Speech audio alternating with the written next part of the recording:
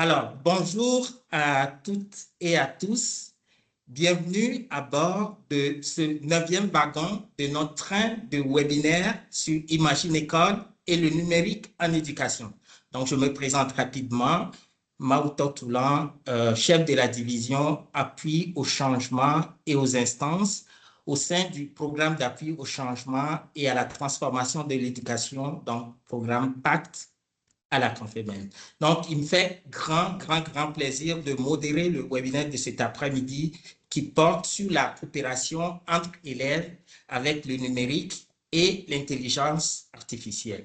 Donc, au programme, concrètement, il s'agira de montrer la plus-value pédagogique des collaborations élèves, des collaborations entre les élèves, d'identifier les outils numériques et quelques outils d'intelligence artificielle aussi à utiliser par les enseignantes et les enseignants pour favoriser cette coopération entre élèves. Enfin, le webinaire permettra de présenter des cas concrets d'utilisation, non seulement en contexte de classe, mais en dehors de la classe.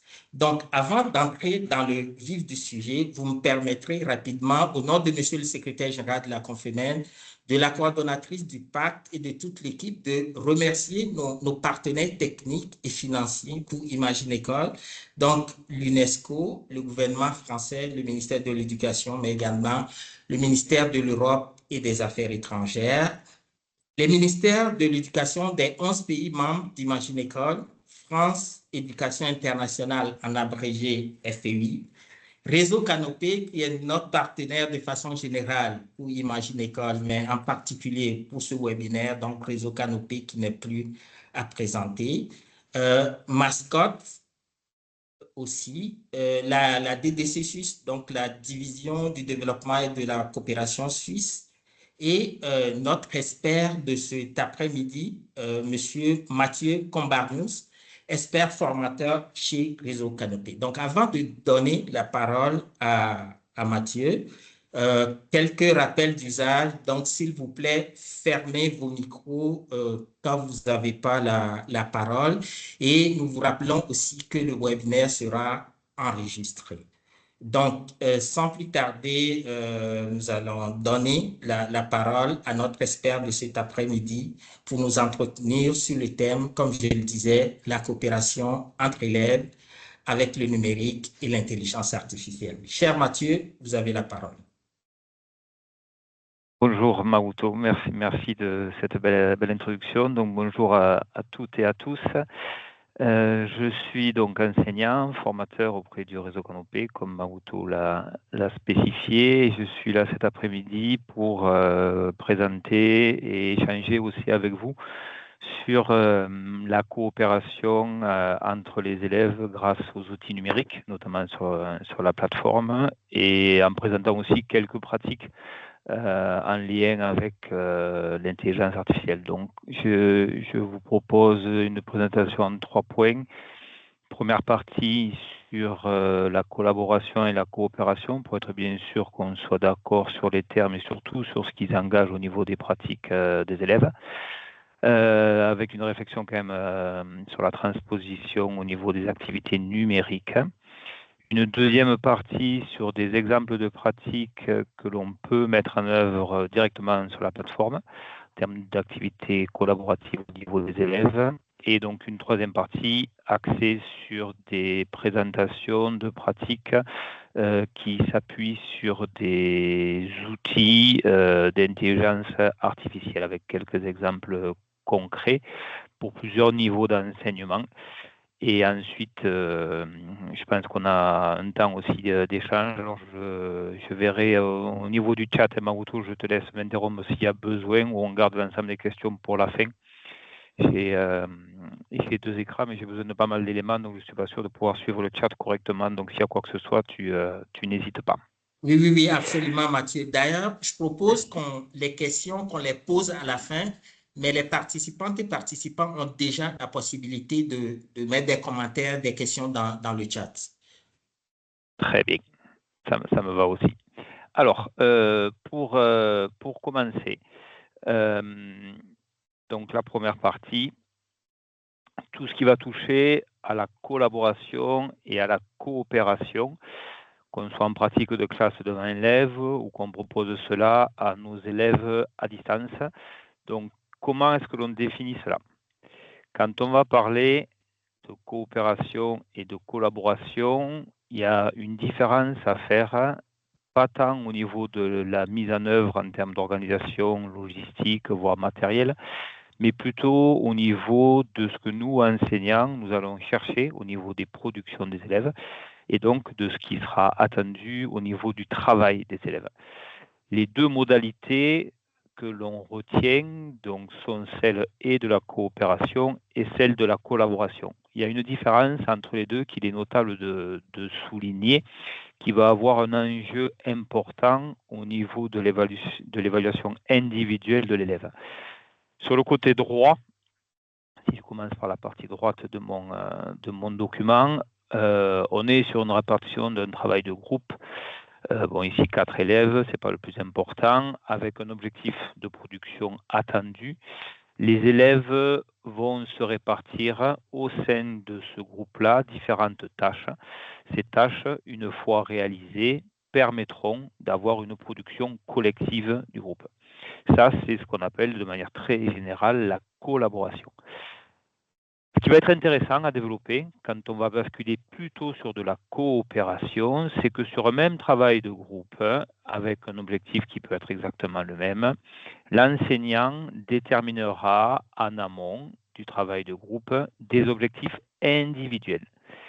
Et ce sont ces objectifs individuels, une fois atteints, qui permettront, par le fait qu'ils soient complétés et complémentaires, d'atteindre la production finale.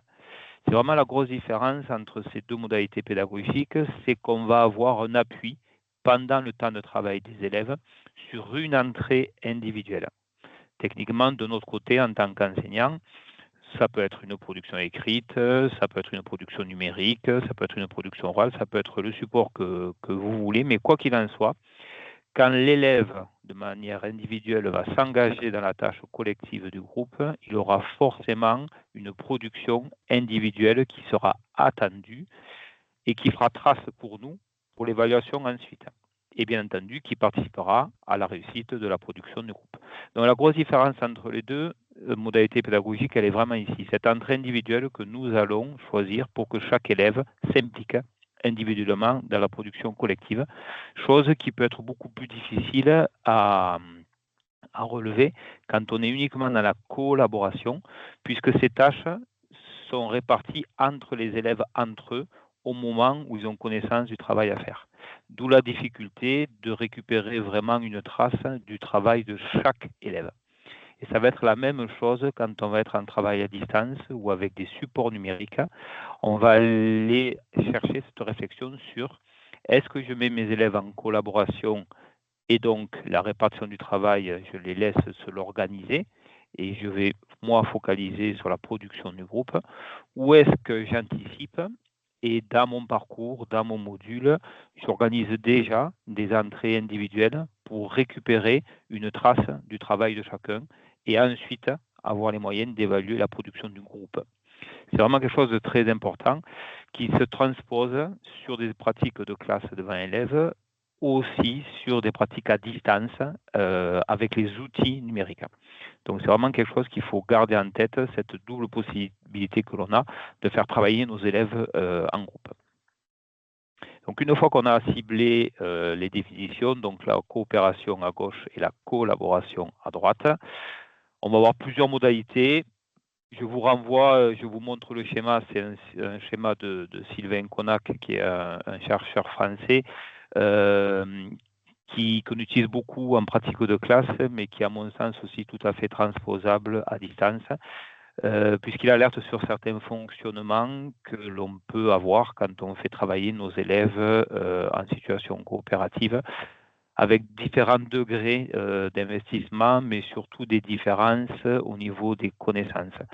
Quand on le verra tout à l'heure sur certaines pratiques numériques que je vais vous proposer, quand on va parler de mettre nos élèves en coopération ou en collaboration, il va falloir qu'on sache, ou qu'on mesure plutôt en amont, différentes informations. La première information, ça va être est-ce que mes élèves sont à un niveau vraiment très différent de connaissances, par exemple, voire de certaines compétences, ou est-ce qu'ils sont à peu près au même? Vous le voyez ici sur le schéma, c'est l'axe vertical du schéma. Quand on va parler de la notion technique d'aide, on est surtout sur un élève qui va être accompagné dans le cas d'une situation dissymétrique, c'est-à-dire qu'il y a un décalage qui peut être assez important entre les connaissances de l'élève qui demande de l'aide et celui qui peut apporter son aide. La difficulté ici, elle réside dans le fait que très souvent, quand on est dans ces cas-là, les bénéfices pédagogiques retombent souvent sur l'élève qui va apporter son aide, puisqu'il a déjà la connaissance, puisqu'il va la réinvestir d'une manière différente en l'expliquant, par exemple, plutôt que sur l'élève qui va être accompagné. Donc cette notion d'aide, elle est vraiment à garder vraiment avec très modération et faire très attention dans quel contexte on l'appuie. Si l'écart est vraiment trop important en termes de connaissances, ça peut avoir un effet inverse par rapport à ce que l'on attend. L'entraide, au contraire, que vous avez ici, on va être sur une relation qui est symétrique, c'est-à-dire que mes élèves sont réellement dans une situation dite coopérative. Ça peut commencer à partir de 2, mais ça peut aller jusqu'à un groupe. Et ils vont se réunir donc pour essayer, avec le même niveau de connaissance, de résoudre un problème ou une difficulté qu'ils vont rencontrer. Ici, ce qui va être intéressant, c'est qu'on peut avoir un investissement qui est plus équilibré, plus égal entre les élèves, plutôt que sur le terme d'accompagnement ici et d'aide. Les autres modalités, ce sont plus des modalités qu'on va retrouver sur du travail en classe, donc je vous laisserai à prendre connaissance. Je vais juste parler du travail de groupe, derrière lequel on peut mettre des niveaux de besoins, par exemple. C'est quelque chose que l'on peut faire sur la plateforme, qui est intéressant à construire, c'est-à-dire que quand on va aller chercher nos graines de formation, quand on va aller construire nos modules, voire même quand on va construire nos parcours qu'on va proposer à nos élèves, il faut avoir en tête que ces contenus pédagogiques-là, au-delà d'être proposés à l'ensemble de la classe, voire même d'être proposés de manière individuelle, on va pouvoir tout à fait créer des groupes sur la plateforme. Je vais vous le montrer tout à l'heure si c'est quelque chose que vous ne faites pas encore, et proposer nos contenus ainsi différenciés à des groupes différents d'élèves et pas toujours les mêmes, pour essayer justement de toucher du doigt cette coopération entre élèves sur des situations différentes et donc avec des élèves différents à chaque fois. Et la notion de groupe constitué, ça va être aussi une variable intéressante pédagogique de ne pas toujours proposer les mêmes contenus aux mêmes élèves au sein d'un même groupe, mais justement changer les élèves qui vont constituer les différents groupes. Alors, juste quelques points d'attention. Quand on parle de coopération ou de collaboration, ce sont des points qui sont souvent augmentés, on va dire, quand on s'appuie sur des outils numériques, et en partie quand on s'appuie sur des outils numériques qui fonctionnent à distance, comme la plateforme, bien entendu. Il faut vraiment avoir en tête ces dérives-là. Il y en a 4 qui sont identifiées. La première, ça va être le choix pertinent des ressources et des activités numériques que vous allez proposer.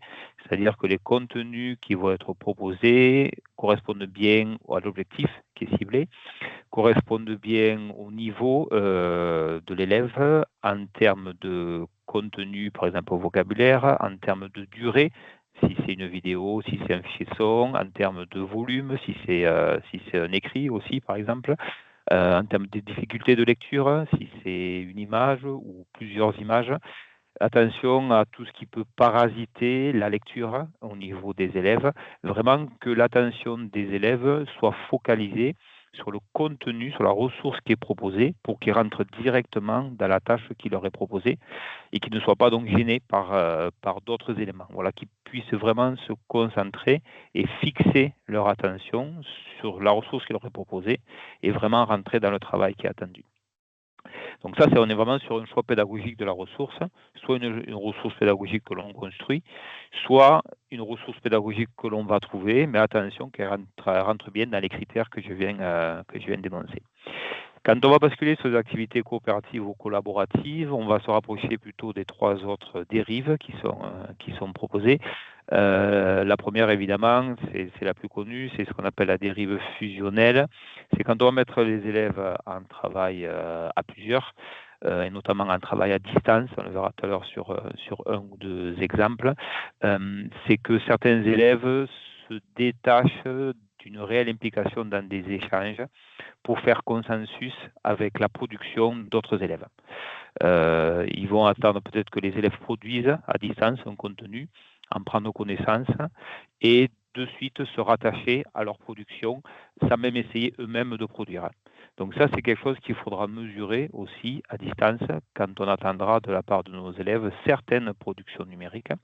C'est être sûr que chaque élève s'investisse dans la lecture de ce qui est proposé, dans la production de ce qui est attendu, et donc basculer davantage par rapport à ce que je disais sur la première diapositive, sur des activités dites plutôt coopératives, avec une entrée individuelle, plutôt uniquement que sur des activités collaboratives où la gestion de la production collective serait renvoyée seule à l'ensemble du groupe. Donc faites attention à ça, en tout cas gardez-le en tête, que certains élèves peuvent aller très vite vers un consensus sans forcément essayer de prendre connaissance de leurs ressources ou de produire.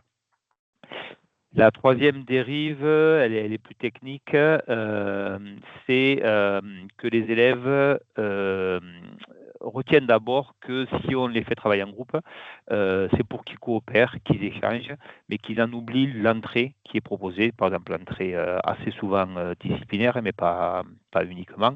Ça peut être une entrée notionnelle. C'est qu'ils vont d'abord essayer vraiment d'échanger, mais sans rentrer dans le contenu qui est proposé et sans vraiment rentrer dans les modalités techniques d'acquisition de la connaissance. Et la dernière, qui renvoie plus souvent à une pratique de classe, mais qui peut aussi se retrouver sur des productions numériques à distance, c'est la dérive différenciatrice, c'est-à-dire qu'on sait quel élève va être capable d'aider. Mais aider, je vous l'ai déjà dit, aider, c'est très souvent expliquer, faire à la place de, voire donner les réponses. Donc, c'est ce qu'on appelle le surétayage. Donc, quelque chose de difficile déjà à mesurer en classe, mais d'autant plus difficile à mesurer à distance. De même que certains élèves peuvent ne pas demander très concrètement de l'aide, mais quand même la subir. Ça peut arriver aussi en classe et ça peut renvoyer malheureusement très rapidement ce qu'on appelle le sentiment d'incompétence. C'est que c'est toujours le même qui vient aider parce qu'il a toujours fini à l'avance. C'est toujours moi qui suis aidé parce que je suis toujours en train de faire pendant que certains ont terminé. Et donc, quand cette action-là se répète, on peut arriver vers un sentiment d'incompétence, voire de démotivation. Donc, c'est vrai en classe, mais c'est aussi vrai avec les outils numériques. Donc, gardez bien ça en tête.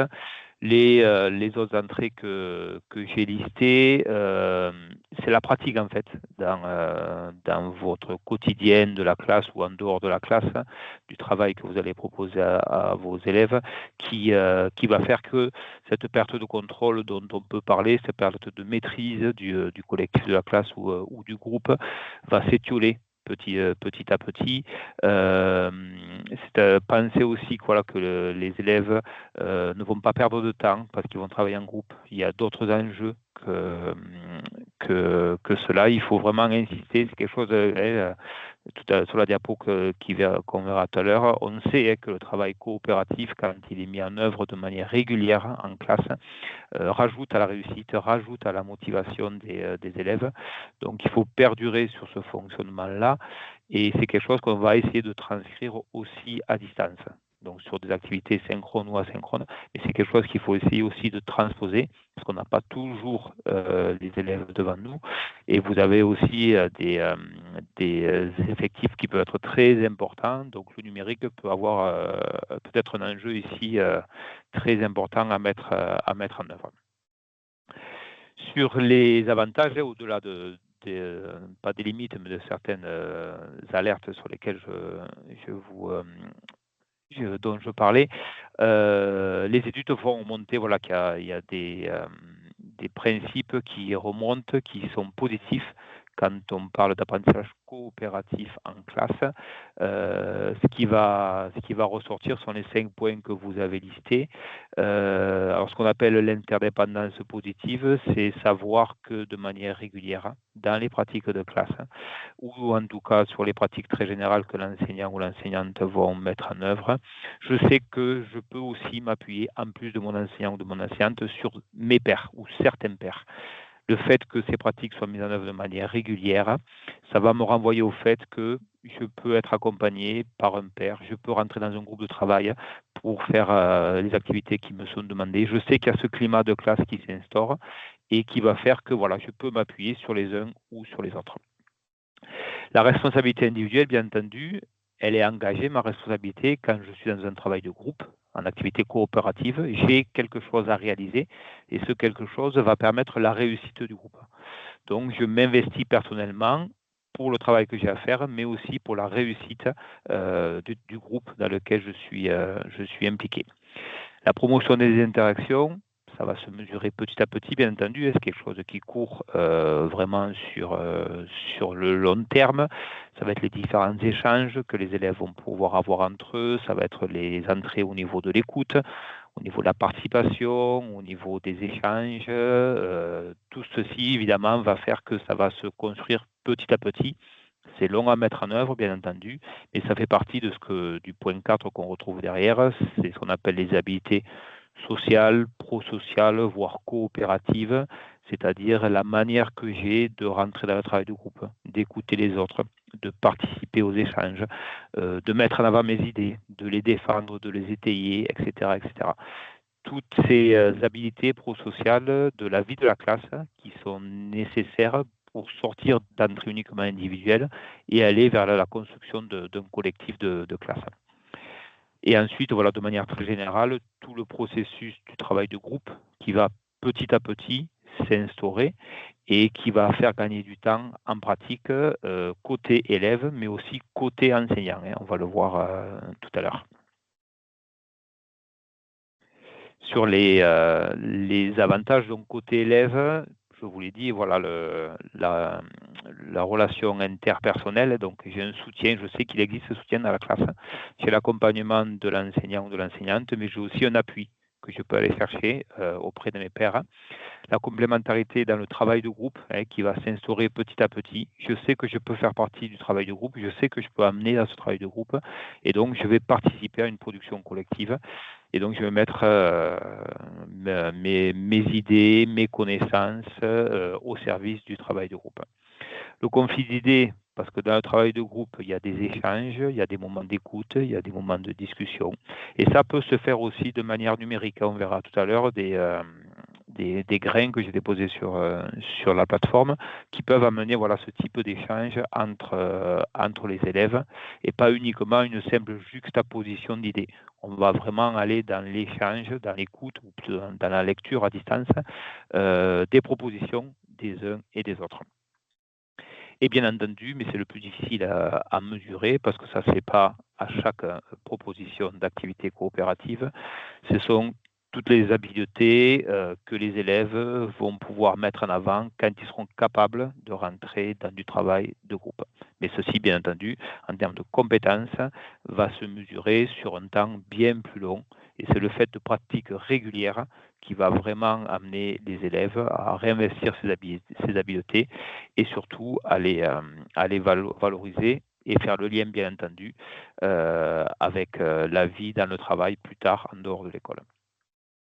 Côté enseignant, on parle d'optimisation de la gestion du temps. Pourquoi ? Parce que le fait d'avoir une gestion coopérative de sa classe avec des îlots, des groupes d'élèves, quel que soit l'effectif, on va basculer vraiment sur un rôle de l'enseignant qui va petit à petit se transformer. on va plus être forcément celui qui accompagne de manière constante, celui qui distribue la parole, les tâches, qui est un point de ressource. On va être aussi celui qui va se déplacer pour observer, celui qui va se déplacer pour écouter, celui qui va être plus proche de certains élèves que d'autres, puisque certains seront déjà quasiment en autonomie dans un travail de groupe, et donc on peut donner plus de temps à certains élèves.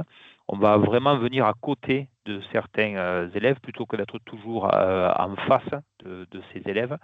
Notre accompagnement, il va s'organiser de manière différente.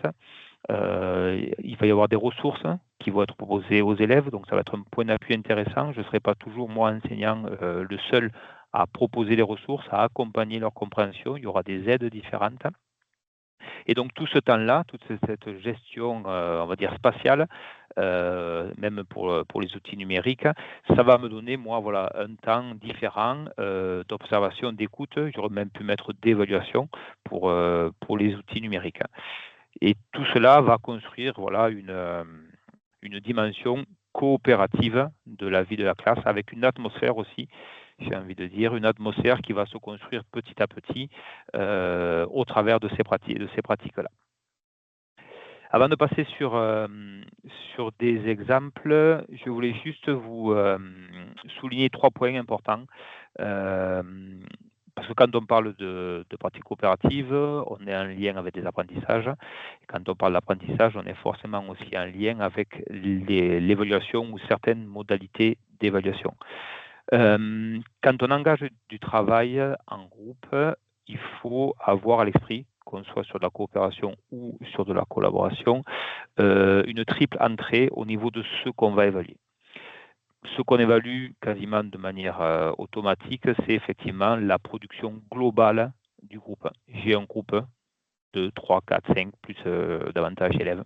Ils ont une production à réaliser et je vais, moi, en tant qu'enseignant, évaluer cette production collective.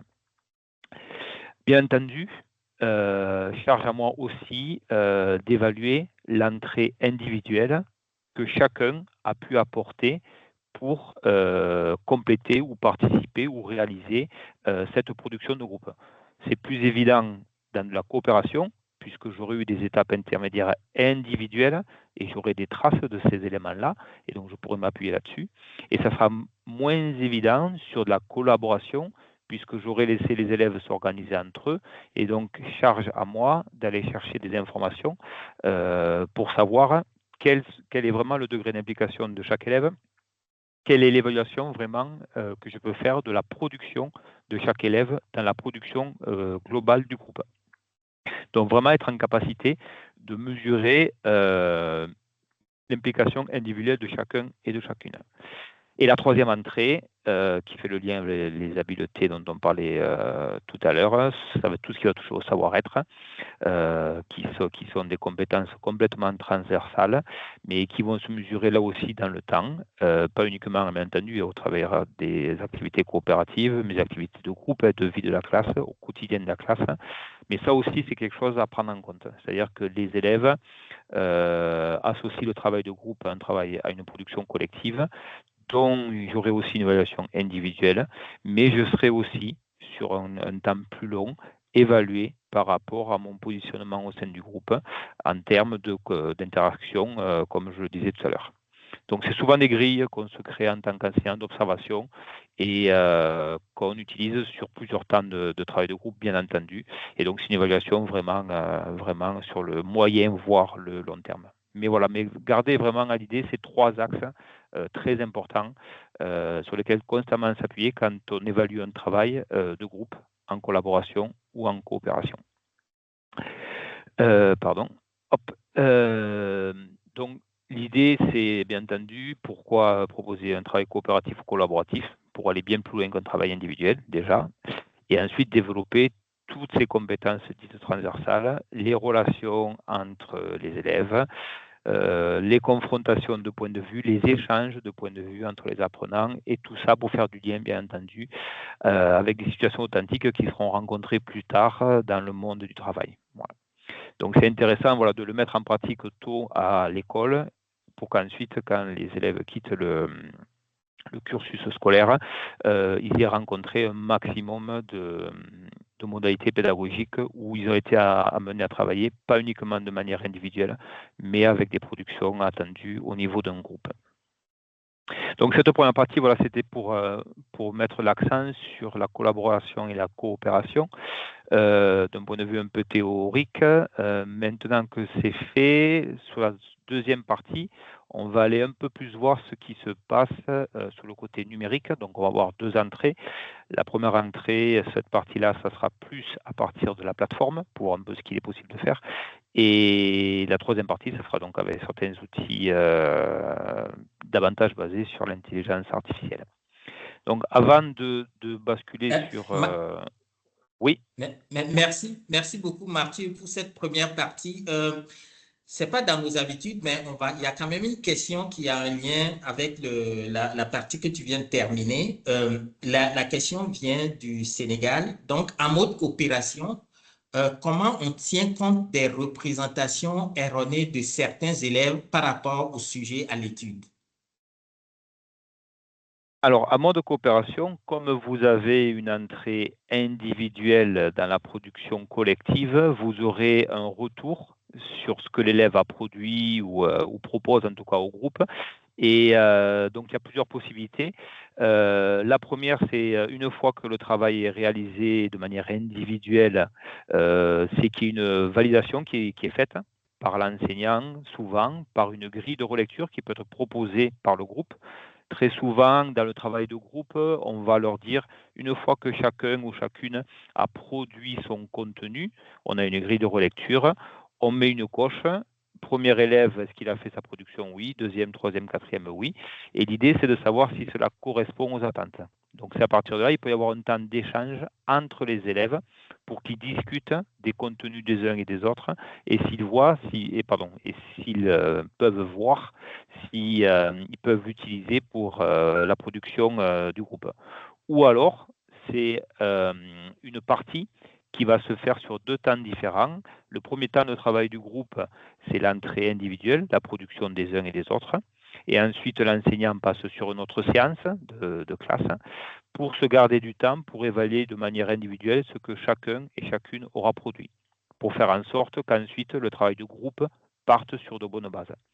Ça, c'est plus facile sur un travail à distance avec les outils numériques.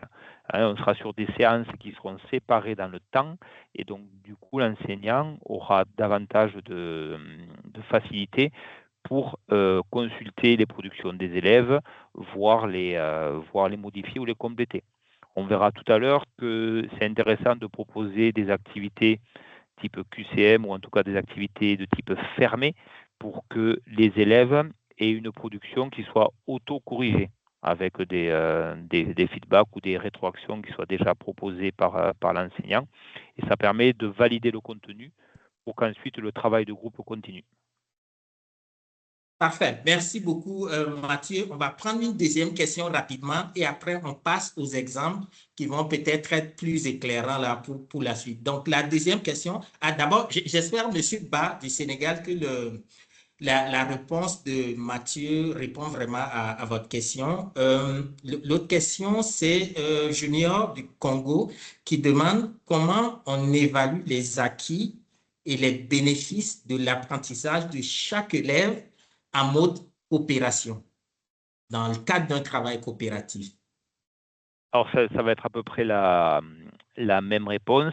C'est que l'enseignant, très souvent, il a une grille de relecture, c'est-à-dire il va avoir des marques successives des activités du groupe. Donc, le groupe s'empare de la problématique, peut-être qu'il y a un support d'échange qui sera créé. Dans le groupe, chaque élève a une production à faire. Alors, quand on parle de production, ça peut être faire un commentaire audio d'1 minute sur la lecture qui a été proposée. Ça peut être rédiger 3 lignes sur la lecture d'image ou sur la vidéo qu'il fallait consulter. Ça peut être rechercher des ressources en ligne sur un contenu sur lequel on veut travailler. Enfin, peu importe. Mais en tout cas, c'est quelque chose qui sera, j'ai envie de dire, tangible, c'est-à-dire que l'enseignant pourra en mesurer la qualité pour qu'ensuite le travail de groupe continue. Donc, c'est plus facile quand on est sur des supports numériques parce que l'enseignant y a accès assez facilement et on a toujours des possibilités de remédiation quasiment instantanées. Plutôt qu'en classe, où là, par contre, il va falloir descendre au niveau des productions individuelles pour aller vraiment les évaluer. Donc, la difficulté, elle va être à ce niveau-là. Donc, c'est assez souvent une grille de relecture pour l'enseignant ou d'auto-évaluation pour les élèves. Très C'est souvent, c'est parfait. sur ce genre de support que l'on s'appuie. Merci Mathieu. Donc, je précise que la question vient de, enfin, la première question venait de M. Ba de la Guinée et pas du Sénégal. Donc, Mathieu, je pense qu'on peut continuer avec les exemples là qui vont être qui sont parfois plus éclairants même que la théorie. Exactement. Donc, merci pour la chance. Alors, sur des exemples d'activité, avant de basculer sur les exemples d'activité, je vous laisserai en prendre connaissance seul, plutôt la diapositive qui va arriver. Je voulais juste insister sur celle-là. Quand on parle de travail de groupe des élèves en termes de théorie des apprentissages, donc vous connaissez tout ce qui touche au socio-constructivisme, construire avec et par le travail avec les autres. Depuis le début du XXIe siècle, ce n'est pas une nouvelle théorie d'apprentissage qui se construit, mais on va dire c'est une branche complémentaire au socio-constructivisme. Peut-être que vous en avez déjà entendu parler, ce qu'on appelle le connectivisme. Le connectivisme, en fait, il va prendre appui sur le fait qu'on va devoir toujours co-construire, co-partager les connaissances, les compétences avec les pairs, ou en tout cas sur des moments donnés. Mais on va s'appuyer sur tout ce que le numérique va pouvoir nous apporter. Avec ses limites, ou en tout cas les éléments d'attention à avoir, et aussi, bien entendu, certains avantages. Donc, si vous entendez parler de connectivisme, voilà, c'est ça, c'est le fait que les élèves, ou les apprenants de manière générale, vont maintenant s'appuyer sur des ressources numériques qui vont être multipliées avec l'accès en ligne, bien entendu, donc avec des entrées très, très diverses, mais surtout une mise en relation qui va transformer le socio-constructivisme. C'est-à-dire qu'au-delà des pairs que l'on peut avoir dans sa classe, dans son école, dans son collège, dans son lycée, qu'on peut rencontrer à l'extérieur de son établissement scolaire ou dans le cadre familial, on va être aussi mis en relation par ces outils numériques, par ces nouvelles technologies, avec d'autres apprenants à distance. Dans d'autres pays, bien entendu. On pourra aller chercher, discuter, échanger sur des ressources, mais aussi on va pouvoir faire partie de communautés. Alors, je ne sais pas l'âge des élèves que vous avez, mais on peut créer à partir de certains niveaux d'enseignement, pas forcément de communauté, mais des groupes en ligne de travail sur lesquels les élèves peuvent participer et échanger. Donc, le socio-constructivisme, à l'aube au XXIe siècle, est quand même, quoi qu'il en soit, transformé par ces pratiques-là. Et ces pratiques numériques sont d'autant plus importantes que nous, enseignants, on s'en sert pour nos préparations et pour les apprentissages qu'on veut mettre en œuvre auprès de nos élèves. Mais nos élèves aussi sont beaucoup dans ces outils numériques. Donc, à nous vraiment de les accompagner. Et les accompagner, c'est très important. Pourquoi ? Parce que sur la diapo qui arrive, on aura à peu près la même tout à l'heure sur l'intelligence artificielle. Il faut vraiment en faire des acteurs des outils numériques. C'est-à-dire que très souvent, pas en classe bien entendu, mais très souvent en dehors de la classe, ils peuvent être sur une consommation complètement passive de ces outils-là, ou en tout cas des ressources qui sont proposées. Donc, à nous, enseignants, d'aller progressivement, ou même de suite, très rapidement, sur le deuxième niveau du synopsis que vous avez ici, où je vais proposer à mes élèves des contenus numériques par la plateforme ou par tout autre type d'outils de communication. Mais en tout cas, mes élèves, non seulement vont devoir prendre connaissance de la ressource, mais ils auront une interaction avec la ressource. Alors, une interaction, ça peut être un questionnement pendant la lecture. Alors, quand je dis lecture, c'est lecture d'une image, d'un texte, d'un fichier audio ou d'une vidéo. Ils peuvent avoir un questionnement pendant la lecture, ils peuvent avoir un questionnement après, ils peuvent savoir qu'ils auront un questionnement le lendemain quand ils reviendront en classe, peu importe, mais quoi qu'il en soit, la seule lecture de la ressource n'est pas possible. C'est-à-dire qu'il faut vraiment qu'il y ait une interaction la plus proche possible de la lecture, bien entendu, avec les contenus qui sont proposés. Ça, c'est presque pour nous le premier niveau quand on va s'appuyer sur des outils numériques et on verra qu'avec l'IA, c'est à peu près la même chose. Et après, bien entendu, si on peut glisser progressivement vers d'autres pratiques, c'est d'autant plus enrichissant pour nos élèves.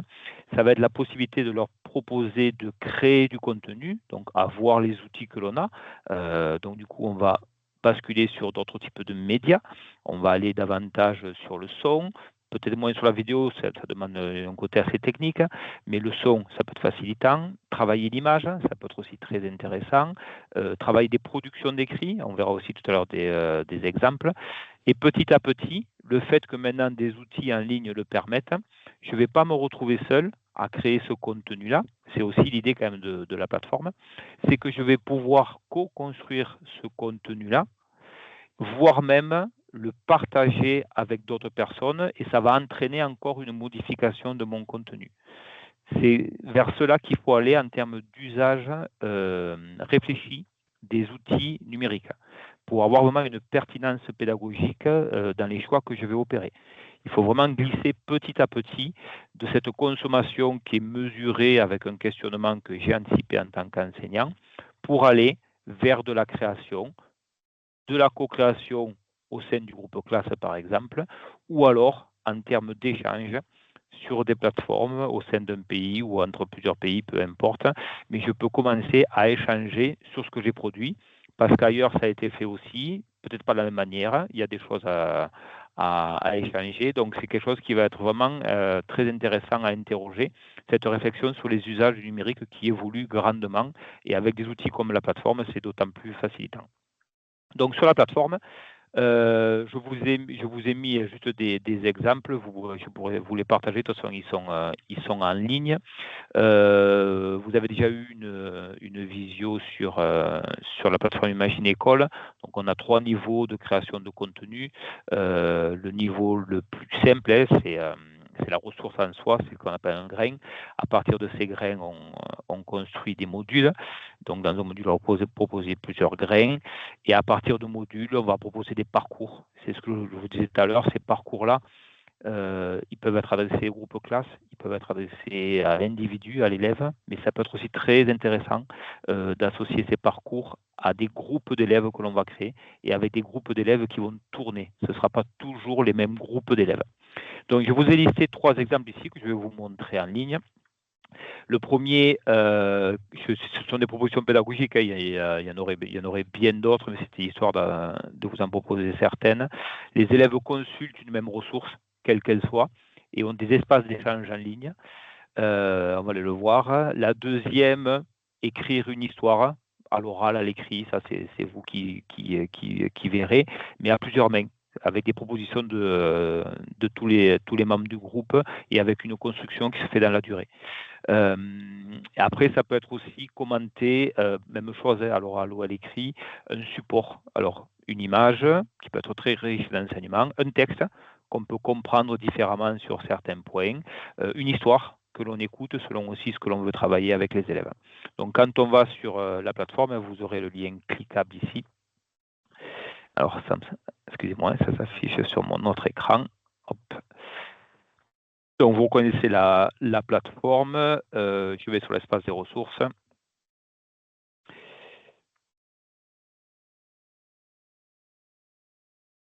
Donc, comme ce sont les dernières créées, forcément, ce sont les 3 dernières ici. Vous les retrouverez facilement. C'est pour vous montrer qu'on peut servir de la plateforme avec d'autres outils numériques qui existent aussi, que je vous montrerai tout à l'heure, qui sont libres ou gratuits, bien entendu, et qui vont nous permettre de construire à distance, avec certaines modalités pédagogiques, de la coopération entre nos élèves, avec des outils numériques. Donc, le premier, donc vous l'avez ici, on peut le consulter.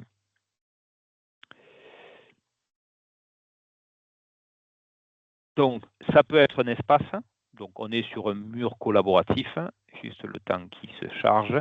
L'idée, c'est de partir de ressources proposées. Alors ici, j'ai pris des images, peu importe les images. Vous créez une partie de votre support sur lequel vous imposez des éléments. À partir de ces éléments-là, on peut proposer à nos élèves ou non, là je suis parti sur l'enseignement de la langue, on peut proposer certains contenus à réinvestir si on veut les aider, les accompagner pour les lancer par exemple. On peut apporter des points de grammaire, des points de lexique, de vocabulaire, là c'est vous qui voyez. Et très vite, on peut leur proposer un support. Donc si je clique ici, on est sur un espace d'écriture collaboratif en ligne qui se veut soit synchrone, c'est-à-dire que les élèves peuvent produire en même temps, soit asynchrone. Les élèves peuvent compléter les écrits des autres au fur et à mesure que cela arrive. Donc ça prend un peu de temps, voilà, ça se charge. Donc on est sur un espace d'écriture, il suffit que je prenne la main et je peux commencer à écrire, enfin bon, je ne vais pas vous le faire ici, mais bon, vous voyez comment ça fonctionne et ça s'enregistre de manière automatique, même quand je ferme, c'est enregistré. Et on peut dire aux élèves, vous avez un temps sur une séance, 2 séances, une semaine, 2 semaines, je ne sais pas, pour compléter ce premier jet qui va servir de brouillon, qui va être modifié à plusieurs reprises, que moi, enseignant, je pourrais consulter ou non, à vous de voir quelle modalité vous proposez. Et ensuite, je vous attends ici sur la colonne de production finale où j'aimerais que vous copiez-collez votre production finalisée par rapport aux différentes consignes d'écriture, de grammaire, etc. que moi, enseignant, j'attends. Donc, c'est vraiment un exemple d'activité ici, on va dire coopérative, parce que quand les élèves vont écrire ici, ça va être avec des couleurs différentes, donc vous saurez vraiment qui a fait quoi. Ça peut être aussi, vous pouvez demander à chaque élève de commencer à écrire par rapport aux éléments qui sont donnés ici, et ensuite de voir comment ils agencent leurs 4 productions, s'ils sont 4. Donc, on peut être dans la coopération très vite ici. Si ce n'est pas cette entrée-là, ça peut être celle-ci.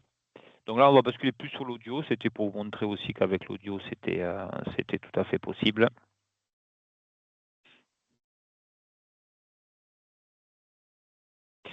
Donc, il peut y avoir un texte à lire.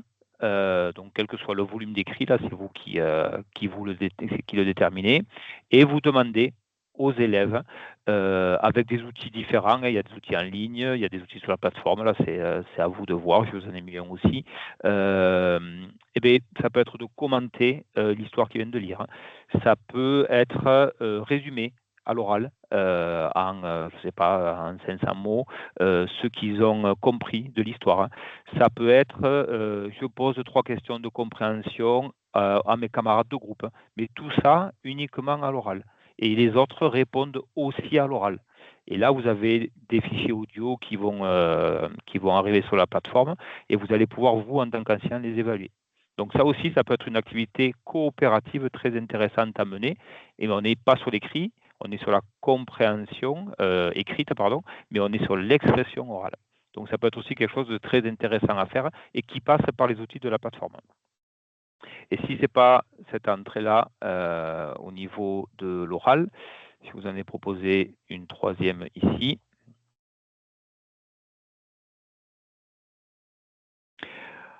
On peut proposer une ressource. Ça peut être une vidéo, ça peut être une image, un fichier audio, un fichier texte encore. Et on peut demander aux élèves d'échanger entre eux sur ce qu'ils ont compris de cette ressource-là. C'est le même type de support, mais les élèves vont écrire ce qu'ils ont compris les uns les autres, et ensuite ils vont pouvoir échanger entre eux pour s'aider, pour vraiment s'accompagner et se nourrir des échanges entre eux sur ce qu'un tel aura compris et sur ce que peut-être un tel aura mal ou pas du tout compris. Et donc là, ça y a vraiment un travail de groupe où ils vont s'emparer du contenu de la ressource, échanger entre eux sur ce qui a été compris et incompris, pour ensuite partir sur un travail de groupe avec un questionnement sur la ressource ou toute autre activité que vous jugerez bon de proposer à vos élèves. Mais il y a une étape intermédiaire ici où on va échanger sur ce qu'on a compris, s'appuyer sur les connaissances des uns et des autres pour continuer ensemble le travail. Donc ça, c'est aussi une activité très intéressante où ici, on est dans la coopération. On va vraiment partager des connaissances et échanger entre nous.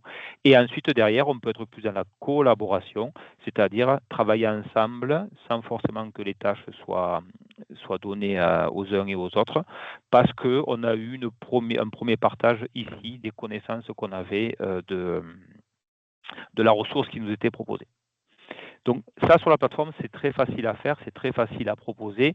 Ce qui va vous intéresser ici, c'est ce que je vous disais, quand vous êtes, alors je pense que vous le savez déjà, mais je repasse très vite, dans le bouton administration, ici, vous avez la possibilité de créer des groupes d'apprenants. C'est-à-dire que vous avez géré votre classe ou vos classes, vous avez vos élèves, et vous allez créer des groupes et vous allez associer, alors j'en avais créé un, il y a très peu d'élèves sur mon espace à moi, bien entendu, mais vous pouvez créer des groupes avec autant d'élèves que vous voulez, mais surtout changer les élèves de groupe de manière régulière, et vous allez allouer à chacun de ces groupes les ressources, alors pas forcément les grains, mais plutôt les modules, voire les parcours, pour que les élèves rentrent de manière coopérative et collaborative dans le travail que vous allez proposer. Donc voilà 3 possibilités, vous irez le voir, le lien ici est actif sur la plateforme. Quelques préconisations plutôt pédagogiques. Quand on fait ce genre de travail à distance avec nos élèves, c'est d'avoir une alternance équilibrée entre ce qu'on va demander aux élèves en termes de production écrite, mais aussi en termes de production orale. Donc ça, c'est toujours très important à mesurer, qu'on ne soit pas toujours que sur l'un ou toujours que sur l'autre. Variez aussi les activités que vous allez proposer. Est-ce qu'elles sont toujours synchrones? Ça veut dire que les élèves doivent les réaliser ensemble en même temps, ou est-ce qu'elles sont asynchrones? Il y a un temps donné aux élèves pour produire du contenu. Bien entendu, s'appuyer sur des temps de classe et pas uniquement sur du hors classe, même avec du numérique.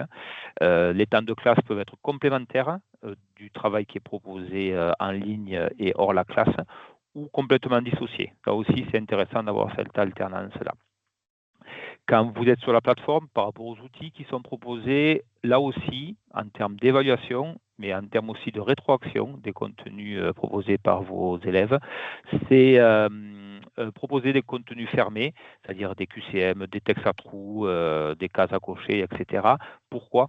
Parce qu'il y a une correction automatique de la réponse qui est donnée et ça renvoie une rétroaction immédiate à l'élève. Donc c'est toujours très intéressant pour continuer à avancer, mais bien entendu, ça bride les productions. Donc c'est intéressant d'avoir des contenus ouverts, c'est-à-dire des questions ouvertes sur lesquelles les élèves vont devoir s'engager dans une production, à l'écrit ou à l'oral, mais ça va vous demander à vous un travail de correction. Et là, on retombe sur l'évaluation individuelle.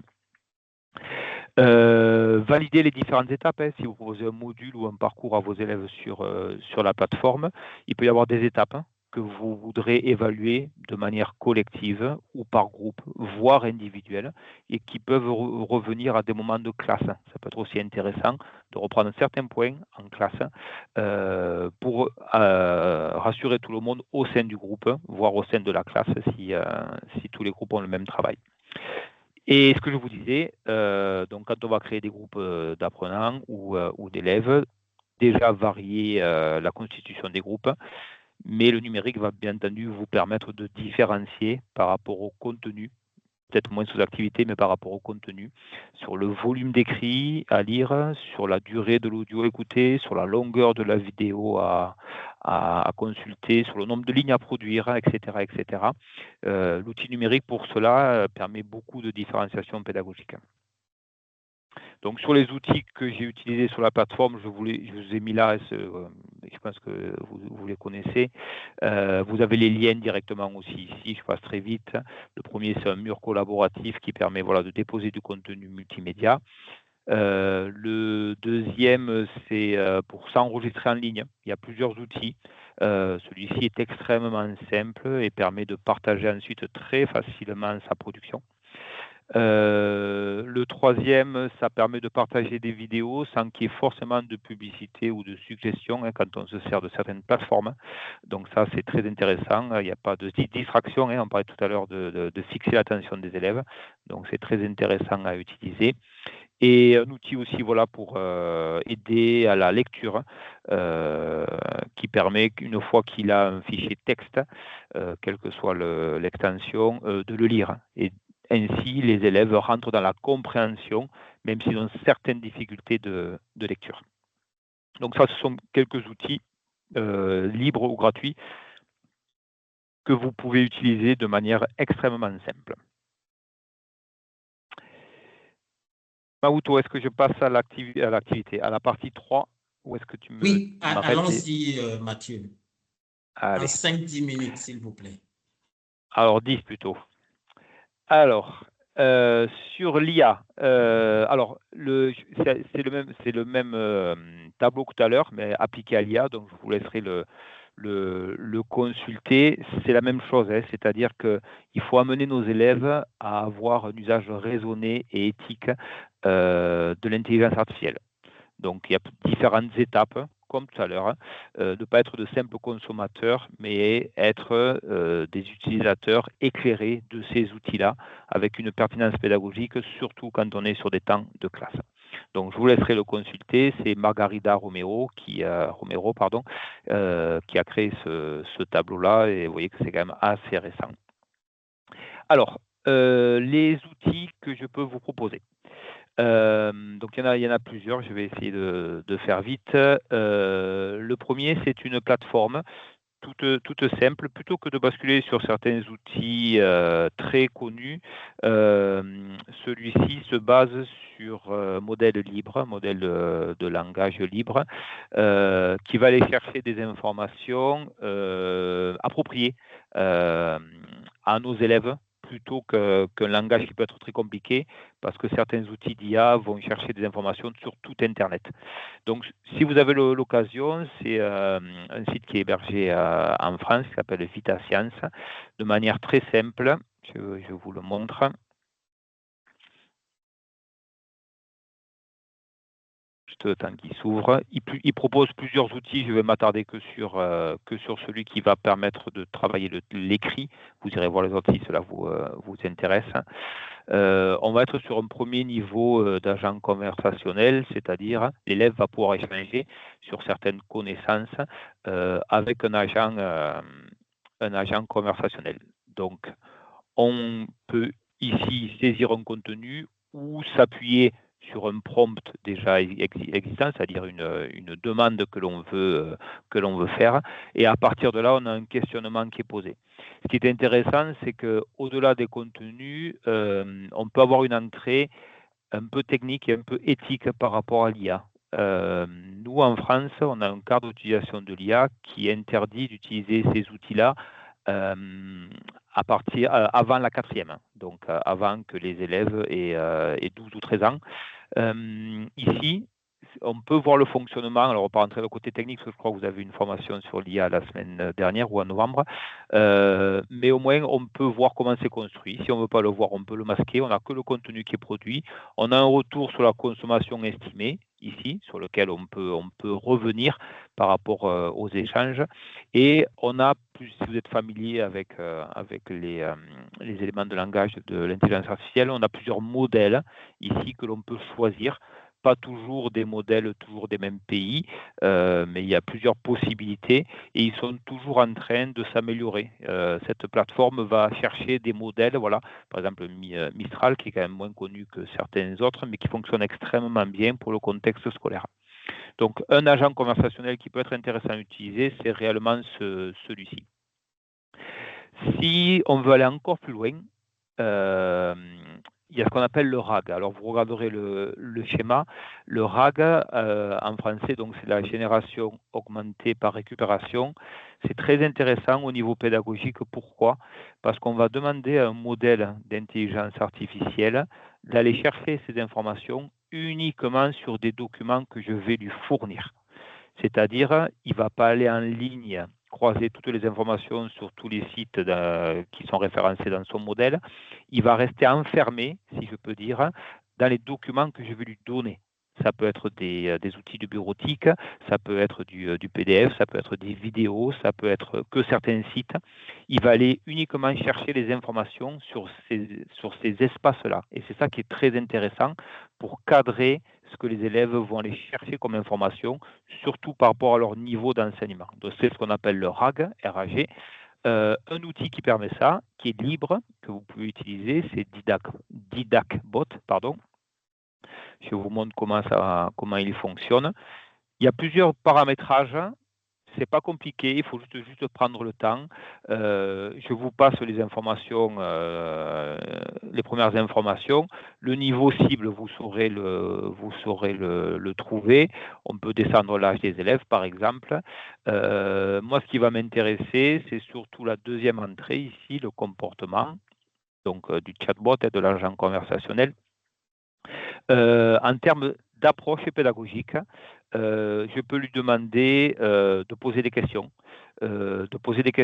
étape par étape, c'est-à-dire suivre le fichier que je lui ai proposé, d'essayer d'avoir le maximum de fois possible une rétroaction qui soit vraiment constructive, d'avoir la méthode socratique, c'est-à-dire d'amener l'élève à s'interroger soi-même, donc on peut cocher étape par étape. Mais surtout, il y a certains paramètres. Donc, on peut jouer sur la longueur des réponses, selon l'âge de nos élèves, bien entendu, voire même sur le nombre de lignes. On peut limiter pour qu'il y ait le moins d'écriture possible, de lecture, là aussi, selon l'âge des élèves. Mais là où ça devient vraiment intéressant, c'est ici. C'est que je vais emprisonner la recherche de mon agent conversationnel uniquement dans les contenus que je vais lui proposer.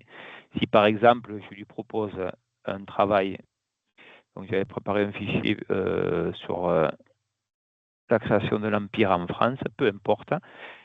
Il aspire mon fichier PDF sur lequel il va s'appuyer en termes de contenu. Et ici, si je coche cette case, il va uniquement répondre à des questions que je vais lui poser qui seront en relation avec ce contenu-là, et uniquement celles-ci.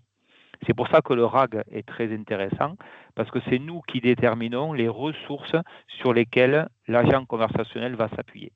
Il ne va pas aller balayer tout Internet, il va rester emprisonné dans ces éléments-là. Et bien entendu que je peux en mettre plusieurs. Et ensuite, une fois que j'ai paramétré ces entrées-là, je peux ici enregistrer. On peut partager le lien, bien entendu, ça je vous laisserai le faire, mais je peux vous montrer comment ça fonctionne, puisque j'ai la possibilité moi-même de le tester. J'ai mon espace ici. Et je peux taper des questions, par exemple, puisqu'on est sur l'Empire, qui était Napoléon. Et donc, je vais avoir 3 lignes, parce que je demandais 3 lignes. Un niveau de réponse pour un élève, je ne sais plus, je crois que j'ai marqué 10 ou 11 ans. Et ces éléments-là qui sont pris dans mon support PDF et uniquement dans mon support PDF. Donc, pensez à ça, pensez que le RAG, cette possibilité de contraindre le fonctionnement de l'IA sur certains fichiers que j'ai choisis en tant qu'enseignant, c'est extrêmement intéressant.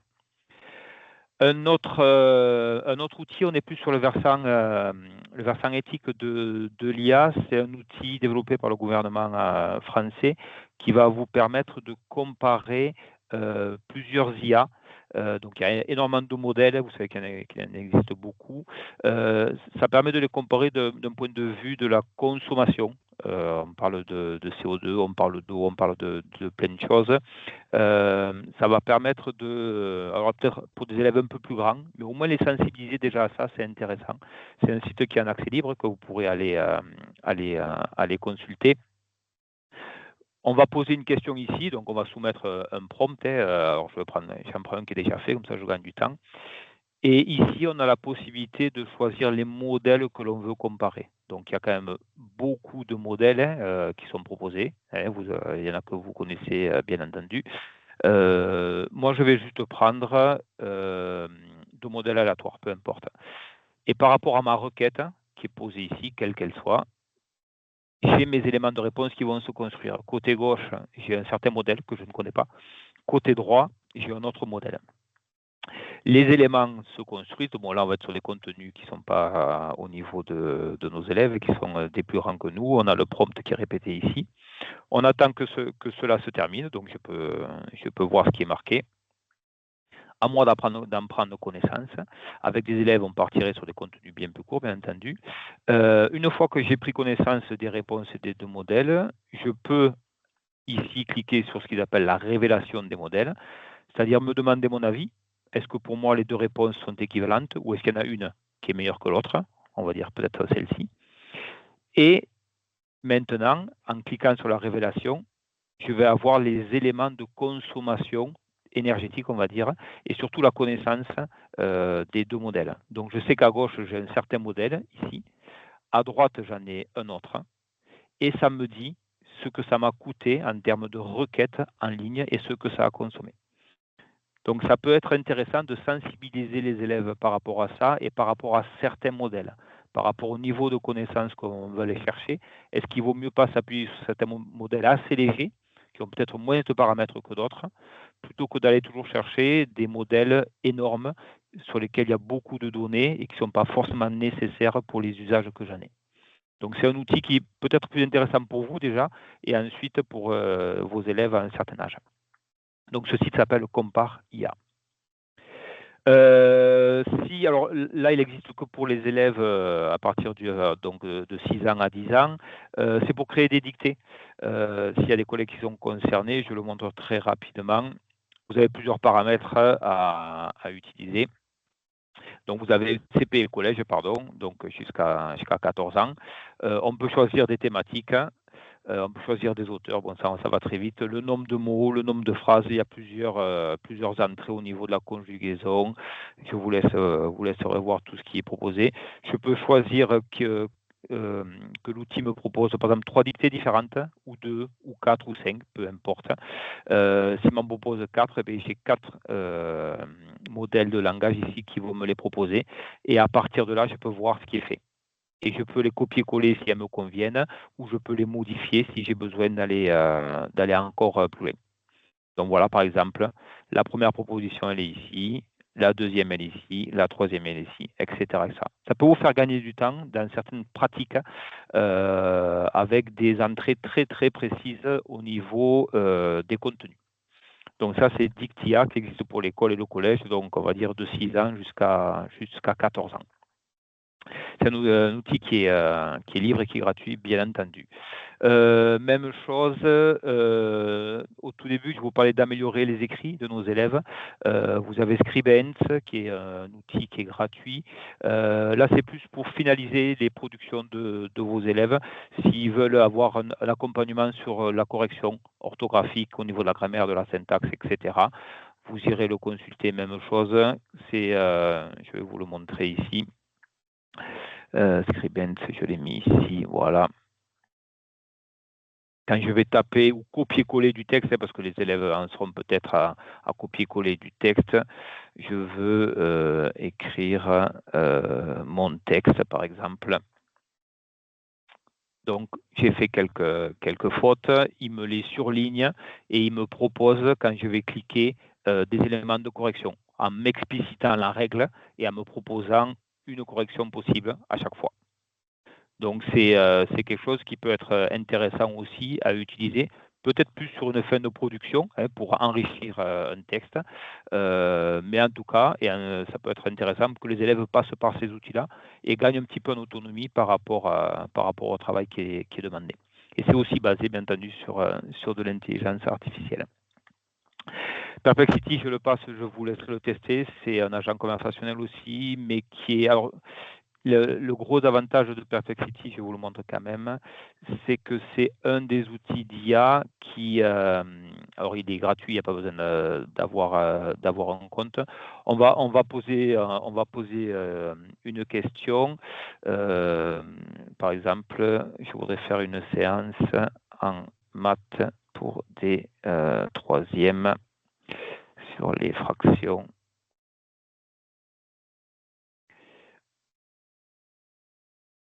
Donc, il va vous proposer plusieurs contenus. Il n'est pas uniquement sur l'entrée écrit, donc on peut avoir des fois des fichiers audio, ici on a des fichiers vidéo qui sont toujours intéressants à consulter.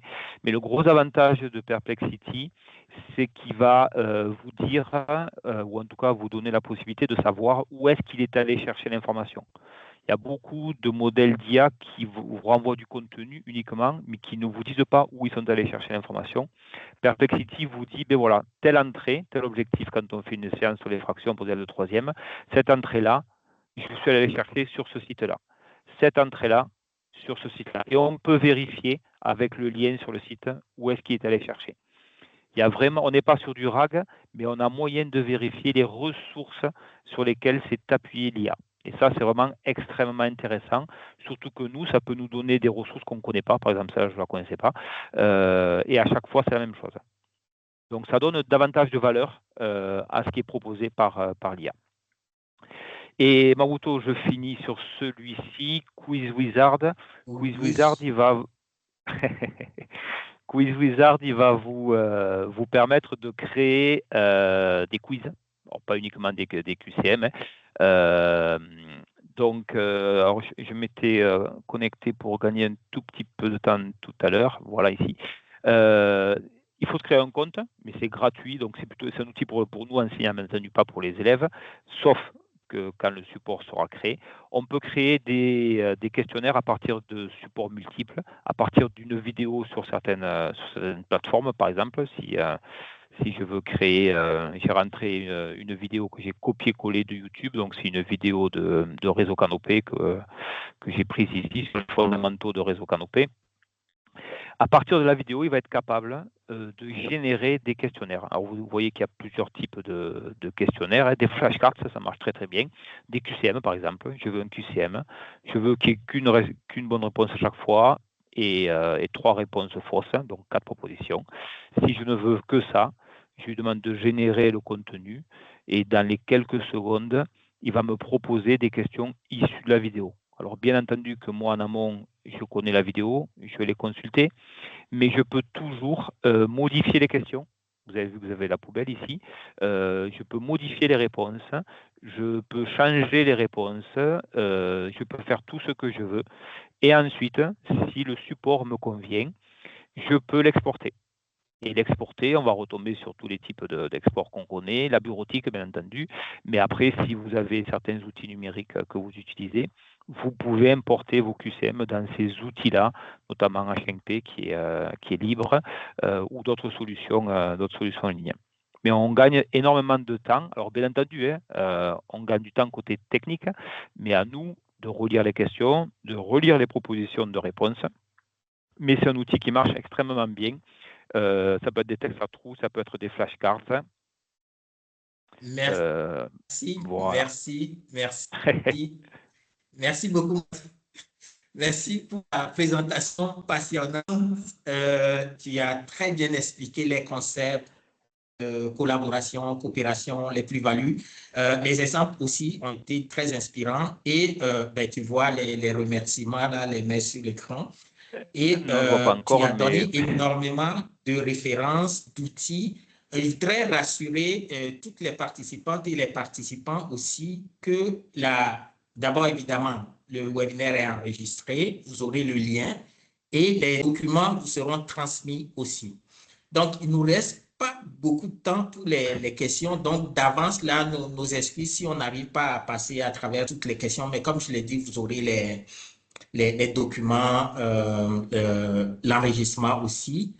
On a une question de M. So qui se demande comment on s'assure que tous les élèves participent comme il faut quand ils travaillent en ligne. Donc, j'imagine que la question concerne un peu plus la collaboration que la coopération en tant que telle. Donc, comment on s'assure là qu'au niveau individuel, dans le travail global, tous les élèves s'impliquent et comment on utilise un document collaboratif sans écraser les contributions des uns et des autres, des unes et des autres. Alors, pour s'assurer de la participation de tous, il y a 2 possibilités.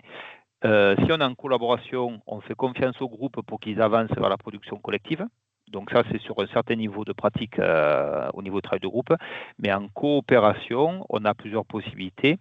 Soit on passe par des supports sous forme de questions fermées qui vont nous renvoyer à nous, par exemple, des scores de réussite ou des retours de production d'élèves. Ou alors, comme j'ai dit tout à l'heure, ce qui peut être très intéressant à proposer, c'est que si les supports numériques qui sont proposés à distance aux élèves de manière synchrone ou asynchrone, ça peut être intéressant ensuite sur le retour en classe d'échanger avec les élèves sur ce qui a été produit et ensuite de repartir tous sur la même base pour continuer le travail suivant. Mais les types QCM, les flashcards, etc., quand vous faites un parcours dans Imagine École, vous pouvez savoir où les élèves en sont de leur progression. Et donc, ça vous permet de savoir comment ils avancent et à quelles étapes ils en sont. La question très pertinente du ou de la collègue sur comment faire pour ne pas écraser. Alors, les élèves, techniquement, ils peuvent écraser, mais il y a la possibilité, pardon, je vais revenir sur le contenu. Alors, peu importe le contenu que je prends, c'est le même type. Si je l'ai déjà ouvert. Non seulement il y a une couleur par défaut pour chaque élève qui est proposée. Si je me mets sur ce document-là, c'est pas moi qui l'ai créé, donc j'ai une couleur différente. Mais surtout, alors excusez-moi, je produis n'importe quel contenu. Si j'efface, même ce qu'il y avait écrit avant, on a ici un outil qui s'appelle l'historique dynamique, et donc vous comprenez de quoi il retourne. Cet historique dynamique, la coche verte qui est à gauche, c'est le jour à l'instant très précis où le document a été créé. Et à droite, c'est aujourd'hui, là maintenant, vous voyez, le 3 décembre à 15h45. Et je peux remonter en arrière sur toute la création de tous les écrits de mon document. L'idée pour nous, enseignants, c'est pas forcément de savoir qui a fait quoi, qui a effacé ou pourquoi, ça peut être fait volontairement ou non. C'est pas forcément ça qui est intéressant. Ce qui est intéressant, c'est qu'à n'importe quel moment, on peut récupérer ce qui a été produit.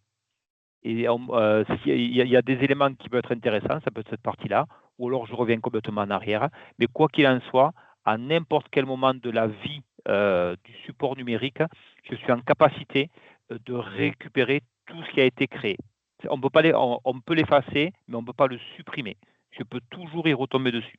Et si c'est cet espace-là d'écriture qui m'intéresse, ici, je peux récupérer au format PDF, bureautique ou brut, même si les élèves sont ici, à la fin, et qu'ils ont tout effacé.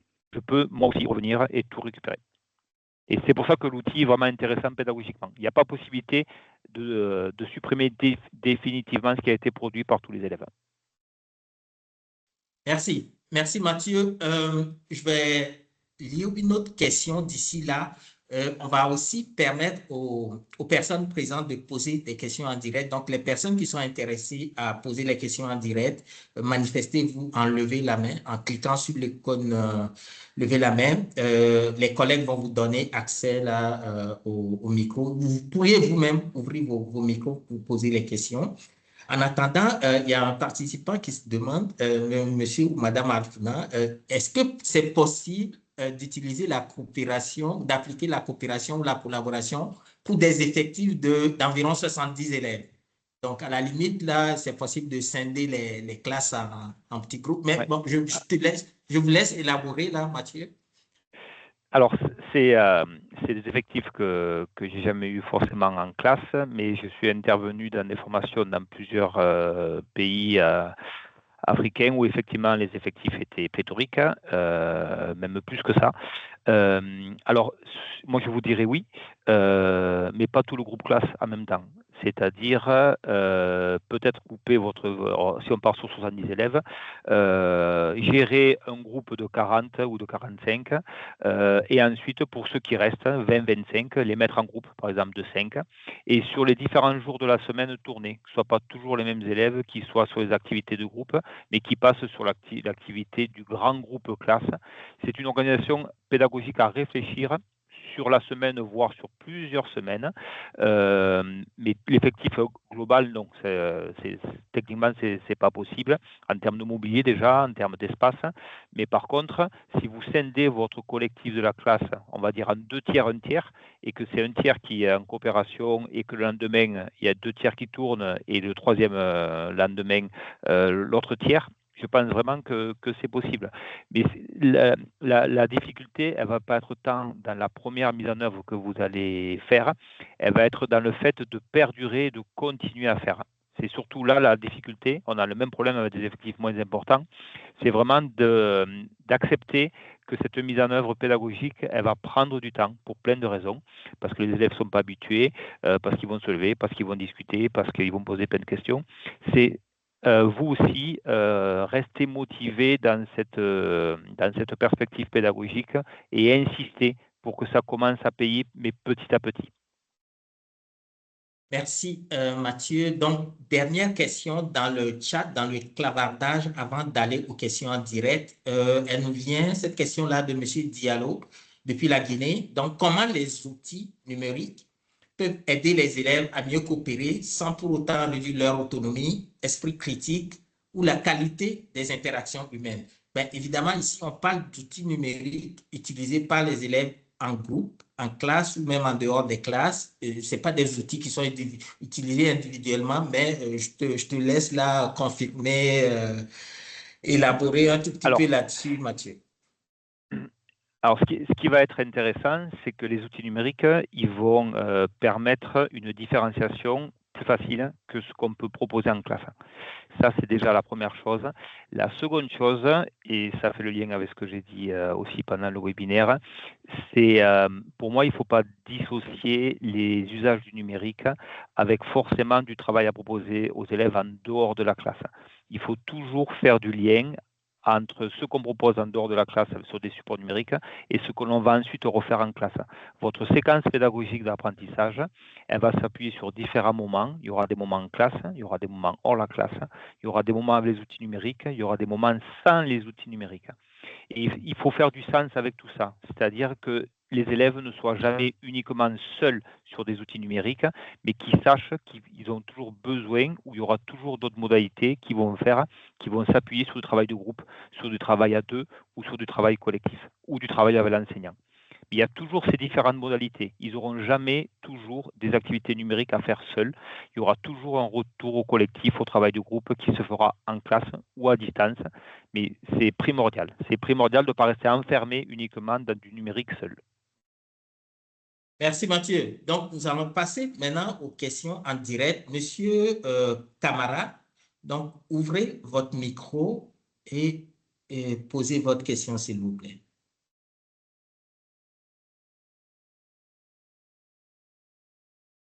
OK, ben, en attendant que Monsieur Camara ouvre son micro, on va peut-être plutôt permettre à Monsieur Roland Assilevi de poser sa question. Donc, Monsieur Roland,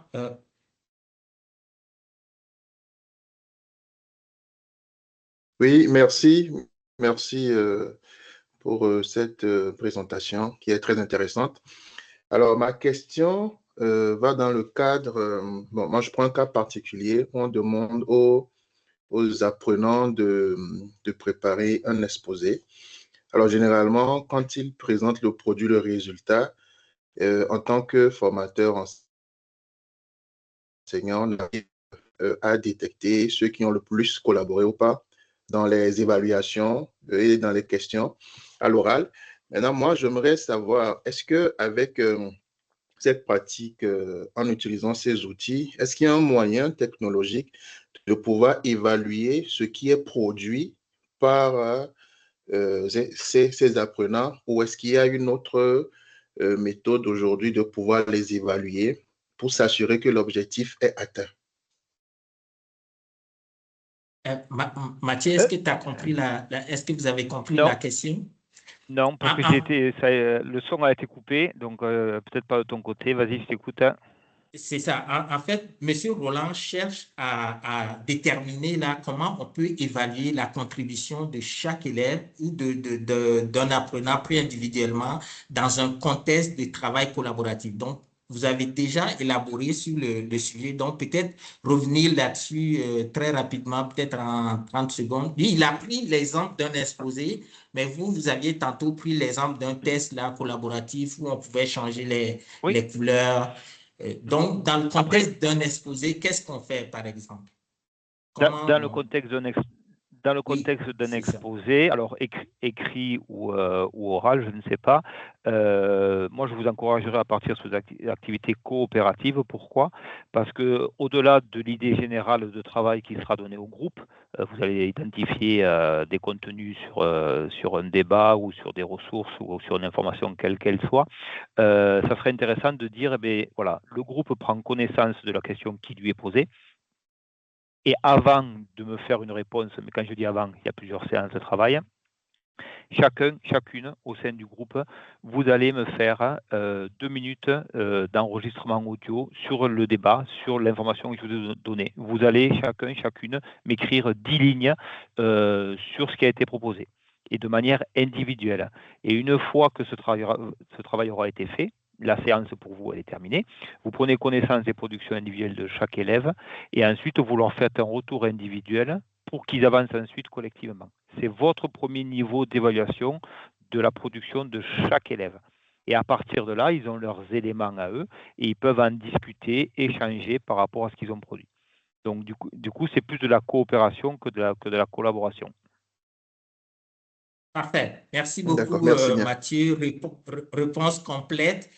Il ne nous reste pas beaucoup de temps, donc je vais demander aux prochaines personnes là, qui vont prendre la parole d'être assez concises au niveau des questions. Donc, à peu près 30-40 secondes pour les questions, s'il vous plaît. Donc, la parole est à monsieur ou madame Ba. Donc, ouvrez votre micro, s'il vous plaît, et posez votre question, monsieur ou madame Ba. Oui, c'est Malik Ba, c'est monsieur. OK, enchanté, monsieur Ba. C'est ça, c'est ça. Moi, j'avais déjà posé la question, c'est sur la prise en compte des représentations des élèves. Je suis Malik Ba de la Guinée-Conakry. En présentiel, je sais que ça se prépare avant. Le maître peut cerner ces représentations-là et les prendre en compte dans la conduite de la leçon. Mais avec le numérique, est-ce qu'il a le temps de préparer tout cela? Il a parlé des questions fermées, des questions QCM. Et souvent, c'est ce genre de situation, c'est des questions ouvertes qu'on pose aux élèves pour comprendre leur perception du sujet avant la tenue du cours. Et maintenant, on adapte sa pédagogie en fonction de cela. Donc, c'est ce que je voulais demander avec l'IA, comment ça pourrait fonctionner en situation de classe. Alors, je suis entièrement d'accord avec vous. Merci pour la question courte. Allez-y. Merci pour la question. Oui, donc je suis entièrement d'accord avec vous. Commencer par un recueil des représentations des élèves sous la forme de questions ouvertes. Effectivement, c'est extrêmement intéressant. L'avantage de certains outils numériques que je vous ai montrés, notamment d'intelligence artificielle, ils peuvent permettre aux élèves de nourrir leurs réflexions avant de vous répondre. Donc, soit on part vraiment sur quelque chose de complètement fermé, vous leur posez une question et ils répondent par rapport à leurs propres connaissances, quelles qu'elles soient, qui peuvent être très, très faibles ou justement très, très solides, ou alors ils ont des premiers éléments à prendre en compte et ils se servent de ces éléments-là pour vous répondre. Mais avec les outils numériques, c'est tout à fait possible. Et moi, je travaillerai plus sur l'audio pour pas qu'il passe forcément par l'écrit. Ça demande un travail cognitif plus important. Donc, sur des recueils de représentations, je pense que l'audio peut être intéressant et ensuite retranscrit à l'écrit pour s'en servir en classe. OK. Super. Merci beaucoup pour la réponse complète mais courte aussi, Mathieu. Donc, la parole est à Madame Dienne, Madame Louise Dienne. Ouvrez votre micro, Madame Dienne.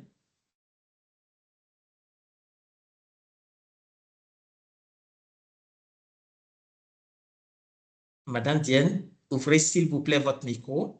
Ou sinon, on va permettre à monsieur enregistrer sous le nom CTD Kaolack, département. Oui, vous m'entendez? Bonjour. Ah oui, on vous entend, Madame Dienne. Allez-y. Voilà, bonjour. Voilà. Bonjour, donc, enchanté. Bonjour. Voilà. Donc, c'est ma deuxième participation au webinaire. Merci d'être là. Voilà. Donc, je remercie Madame Ba, Fatimata, qui m'a quand même connectée aux différents webinaires et vraiment, j'ai beaucoup appris. Et je félicite le présentateur du jour pour la qualité de sa présentation. Vraiment, on a beaucoup appris et c'est très clair, vraiment. Bof, je voudrais quand même apporter une petite contribution ou bien une question, je ne sais pas, poser une question. C'est par rapport aux dérives donc, à anticiper. Tantôt, vous avez parlé des dérives à anticiper.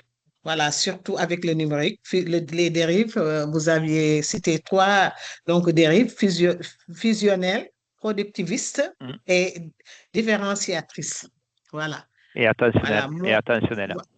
Voilà, donc, mais moi, peut-être que vous le vouliez ou non, donc on ne peut pas ne pas avoir de dérive, parler de dérive face à l'utilisation de l'IA, parce que quand même, parlant de dérive productiviste, en tant qu'enseignante, donc je crois que qu'on le veuille ou non, avec l'utilisation donc de l'IA, il y a quand même une diminution de l'effort cognitif chez l'élève. Voilà, qu'on le veuille ou non. Parce que normalement, l'élève doit passer par un raisonnement quand même nécessaire pour vraiment, dans le cadre quand même d'une évaluation, pour vraiment traiter sa question.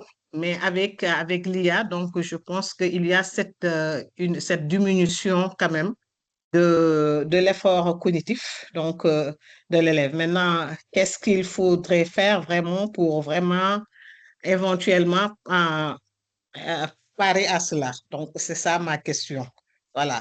Maintenant, il y a quand même des terminologies que vous avez utilisées tantôt. Madame Diane, on a Voilà. bien, je m'excuse, hein, le Voilà. temps file, on a bien compris votre question. Monsieur Mathieu Voilà. va y répondre et merci d'être Voilà, là, merci de nous suivre. merci. Donc, Merci. voilà, et voilà, c'est seulement deux mots qu'il a utilisés que je n'ai pas bien saisi.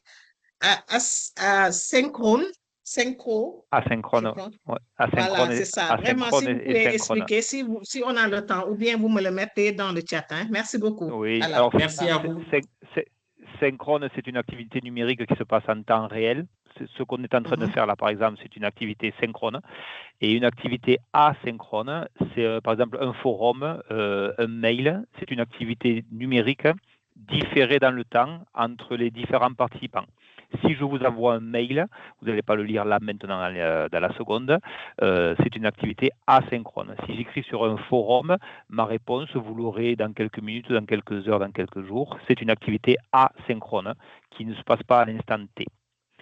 Et la question que vous me posez, c'est la question que tout le monde se pose, c'est une question d'éthique, d'usage raisonné des outils numériques et même au-delà. Il n'y a pas de réponse. Moi, je vous dirais qu'il ne faut pas renvoyer toujours le travail de nos élèves à des outils numériques. Ça serait la première. S'il vous plaît, les personnes qui n'ont pas la parole, fermez vos micros.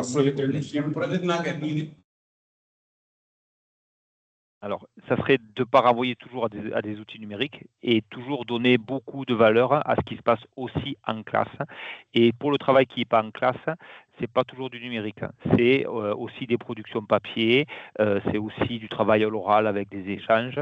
C'est montrer que le numérique existe effectivement, qui peut être aidant et facilitant, mais que c'est pas toujours la seule solution que l'on a. Donc, les élèves, avec les outils qu'ils ont maintenant sur l'intelligence artificielle, ils vont forcément énormément s'appuyer dessus. À nous ensuite de questionner ce qu'ils en font et pourquoi ils le font. S'ils vont effectivement interroger des agents conversationnels pour faire un résumé de 10 lignes que vous avez demandé, à nous derrière d'anticiper des questions de compréhension là-dessus.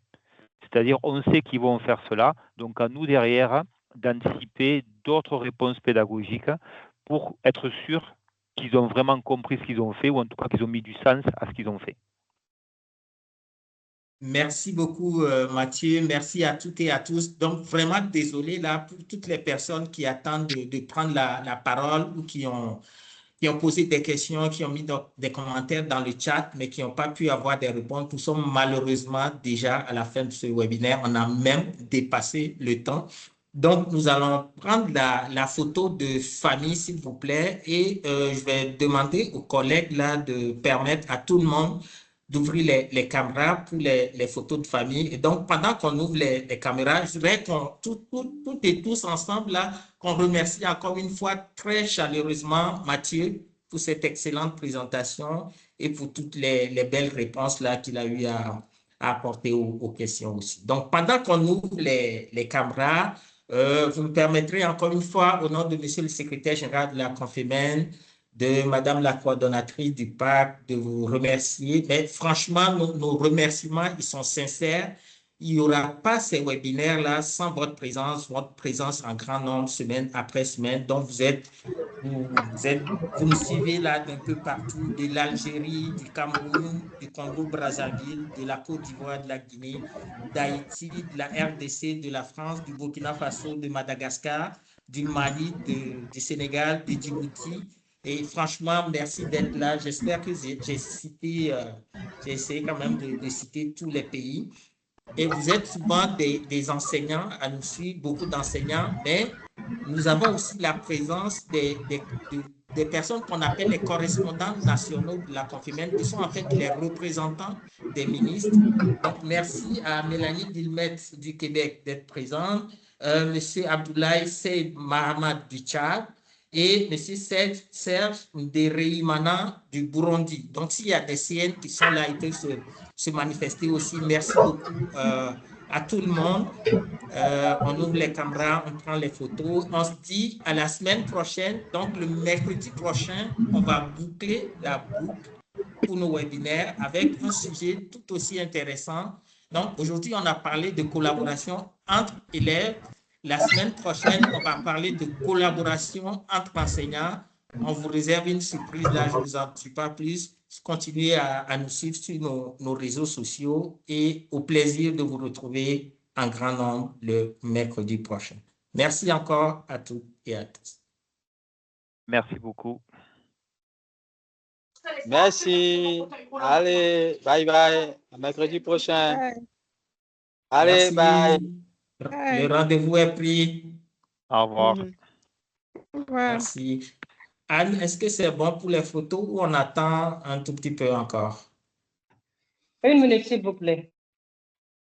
OK. Donc, on attend 1 minute encore. Donc, je vous rappelle que les supports de présentation vont vous être envoyés. Vous aurez le lien aussi là pour l'enregistrement. Donc, vous aurez tout le matériel pour continuer la réflexion, merci. les pratiques à cet effet-là. Merci beaucoup. Au revoir. Merci et à la semaine Au revoir. prochaine. Au revoir. Au revoir, bye. Au À la revoir. prochaine. Merci pour votre présence. Et encore un gros merci à nos partenaires de Canopée et à tous Merci les autres beaucoup. partenaires d'Imagine École. C'est bon? Merci beaucoup pour ton aide, Maroutao. Merci. Est-ce que c'est bon, Au revoir tout le Anne? monde. Au revoir, plaisir. Bon, tout c'est bon. OK, merci encore. À la semaine prochaine, même heure, même jour, mercredi, 13h30. Au plaisir. Merci pour tout.